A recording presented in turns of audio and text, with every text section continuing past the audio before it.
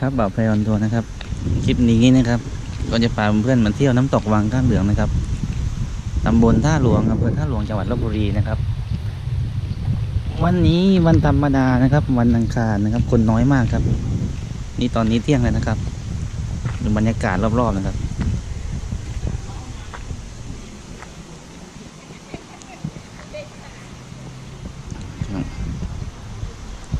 ตอนนี้จะเป็นทางลงน้ำตกนะครับเดี๋ยวจะพาไปลงดูข้างล่างนะครับตามผมไปนะครับครับวันนี้เป็นวันธรรมดาครับคนน้อยมากเลยครับเนี่ยแต่ว่าน้ำใสกิ๊บเลยเดินเลาะนู้นไหมครับนี่มันธรรมดาครับคนน้อยแบบนี้บรรยากาศดีนะวันนี้วันที่18นะครับมิถุนายน2562นะครับช่วงหน้าฝนนะครับนี่ครับเพื่อนๆดูนะครับมันจะเงียบวังเวงแบบนี้นะครับโหน้ำใสกริบเลยเดินไปก่อนเลยเดินไปเรื่อยๆเดี๋ยวคลิปนี้จะวอล์กให้เพื่อนๆดูนะครับว่าบรรยากาศนะครับวันจันทร์ถึงวันศุกร์มันจะเงียบแบบนี้นะครับเขาห้ามจับปลานะครับฝ่าฝืนปรับ500นะครับ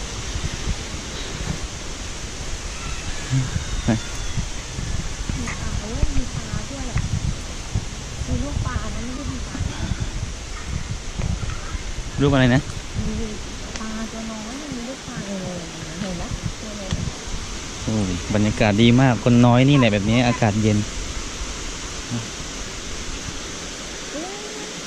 โอ้โหปลาเพียบเลยเพื่อนๆนี่ถ้าเห็นนะน้ำใสกริบเลย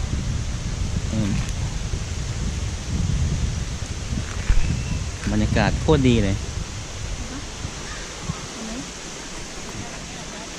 นี่ครับตรงนี้มีเจ้าห่วงยางด้วยครับ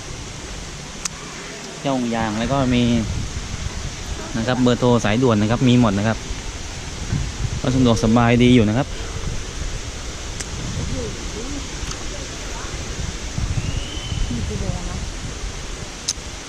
โอ้โหไกลมากเลย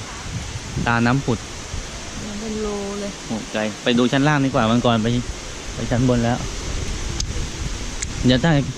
ถ้าช่วงไหนมีเสียงเพลงผมก็จะเอาเสียงเพลงออกนะครับผมก็จะตัดเป็นบางช่วงไว้นะครับเพื่อจะไม่ให้มีปัญหากับคลิปวิดีโอนะครับ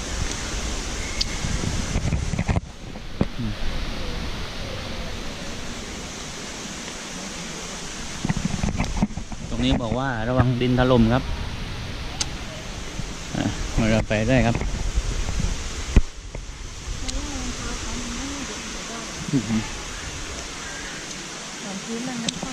ตรงนี้น่าไม่ใช่พื้นดินนะเขาเอาปูนซีเมนต์โปะไว้นี่ถ้ามันจอที่ตรงนี้นะครับเต็มหมดครับเต็มลานครับไม่มีที่นั่งเลยนะใช่เหรออันนี้เป็นหินไงอ๋อ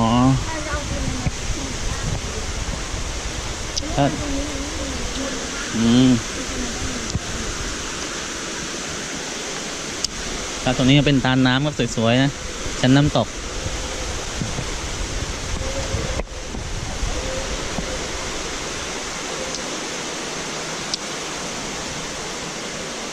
บอกห้ามดูดบุหรี่ครับมีลำโพงนะครับเสียงตามสายด้วยนะครับ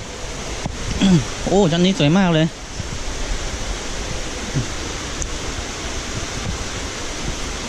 ชั้นนี้สวยมากเลย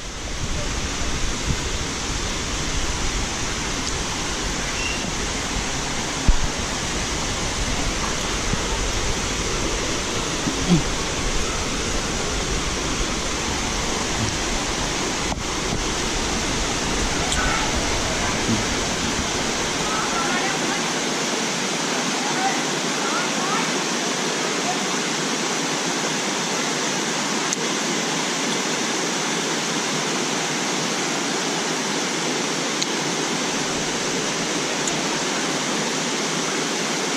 ทำไมต้องถ่าย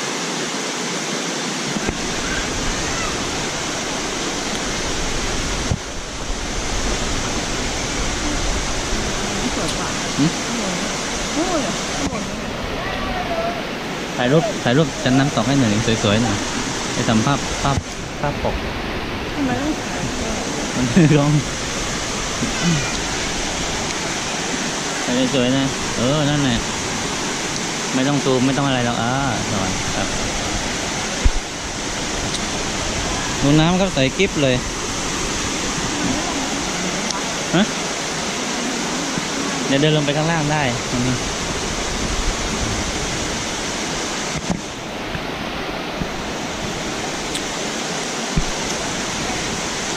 มา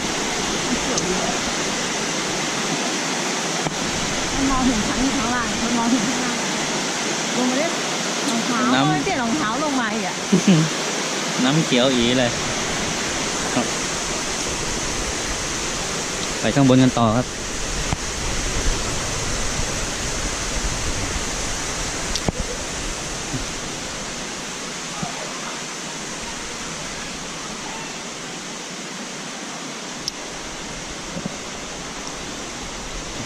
ครับคลิปนี้เราล้อกันยาวๆ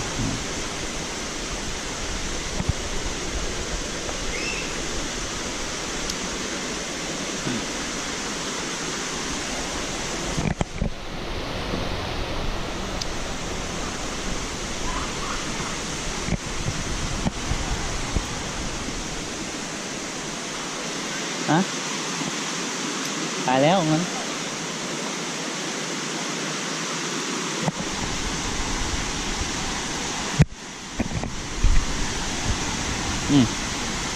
เดินไปข้างหน้าก่อน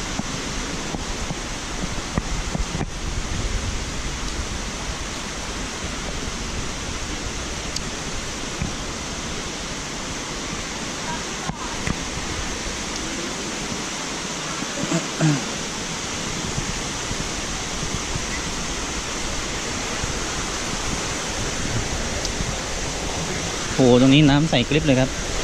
น้ำเป็นสีฟ้าเลยนะเพื่อนๆฟ้ามรกตเลยครับ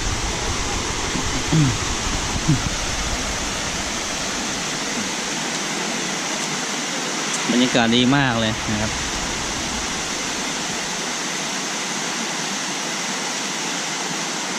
เล่นน้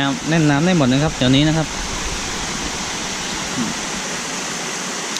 ซึ่งแถวนี้สามารถปูเสื่อครับนั่งนะครับนั่งซื้อของกินมากินได้หมดนะครับเจ้าเสื่อนะครับ20 บาทนะครับแล้วก็มาปูนะครับหรือไม่ใครมีเสื่อก็มาปูนะปูครับนั่งได้นะครับ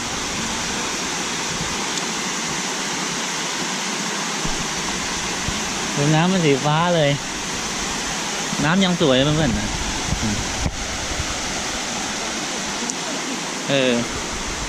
น้ำใสกิ๊บเลย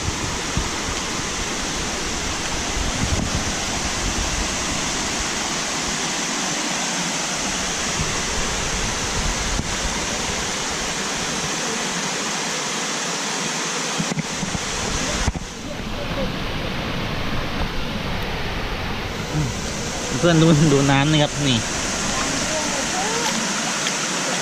โคตรใสครับนี่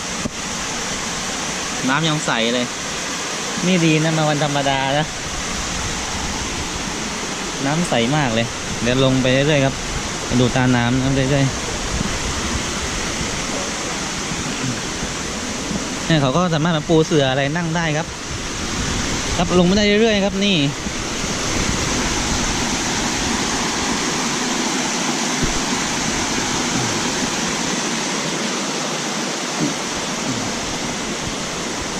เดี๋ยวจะลงไปว่ามันจะสุดนะครับเท่าไหร่น้ำตกวังก้านเหลืองเป็นน้ำตกที่ใหญ่ที่สุดในลพบุรีก็ว่าได้นะครับและผู้คนก็เยอะมากเลยนะครับนี่ครับลานสวยๆแบบนี้เลยนะครับนี่ถ้ามาวันเสาร์อาทิตย์ผม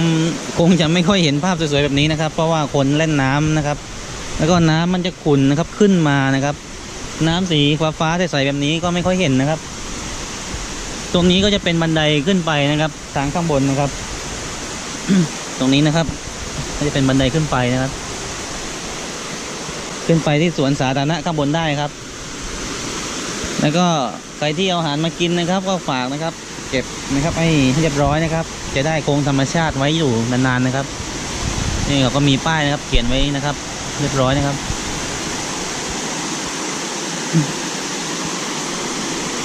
ยังสวยเลยครับเพื่อนๆนะ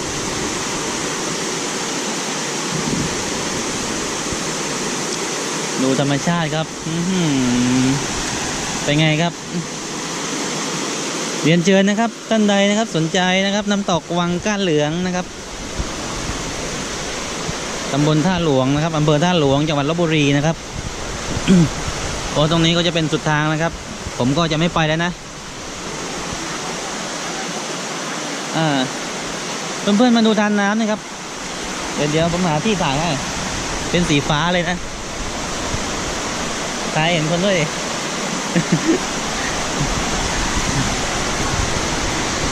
นี่ครับเป็นสีฟ้านะครับเพื่อนๆดูนะ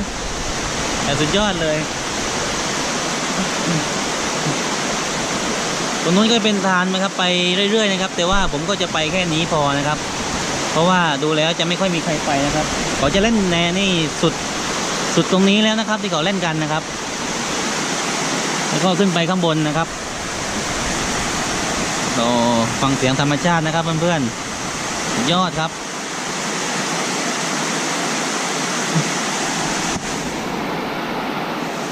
สุดๆไปเลยครับผม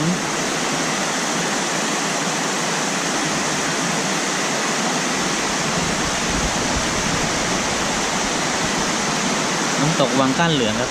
ป่าไม้ก็ยังคงธรรมชาติสวยงามนะครับสวยงามอยู่นะครับ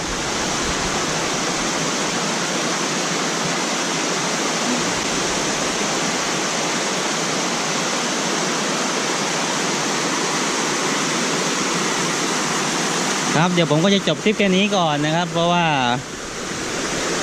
มันก็มาสุดนะครับเส้นทางน้ำแล้วนะครับตรงนี้ก็จะเป็นแอ่งลึกนะครับผมจะไม่ไปแล้วนะครับเพราะว่ามันไกลนะครับเอาแค่นี้พอนะครับมันก็เปี่ยวด้วยครับตรงโน้นนะครับดูน้ำสีฟ้าครับโอ้โหสุดยอดครับเพื่อนๆดูครับดูที่ไหนได้ครับแบบนี้ครับโอ้โหดูครับดูครับดูครับอย่างงามเลยครับสุดยอดเลยครับเพื่อนๆ เนี่ยครับถ้าใครไม่ได้มาสัมผัสธรรมชาติจริงก็จะไม่เชื่อสายตาตัวเองครับว่าน้ำนะครับมันจะสวยขนาดไหนนะครับ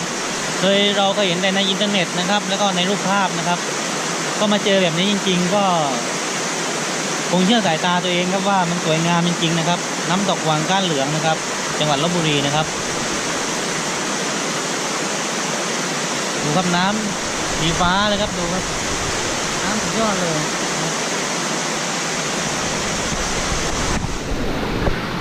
โอเคนะครับผมขอจบคลิปแค่นี้ก่อนนะครับใครที่ยังไม่กดติดตามช่องฝากด้วยนะครับฝากช่องนะครับกดไลค์กดแชร์ด้วยนะครับเดี๋ยวคลิปต่อไปนะครับผมจะลงอะไรให้ดูก็คอยติดตามกันต่อไปนะครับคาดว่าน่าจะไปบ่อน้ำเดือดนะครับคลิปต่อไปนะครับโอเคนะครับสวัสดีครับ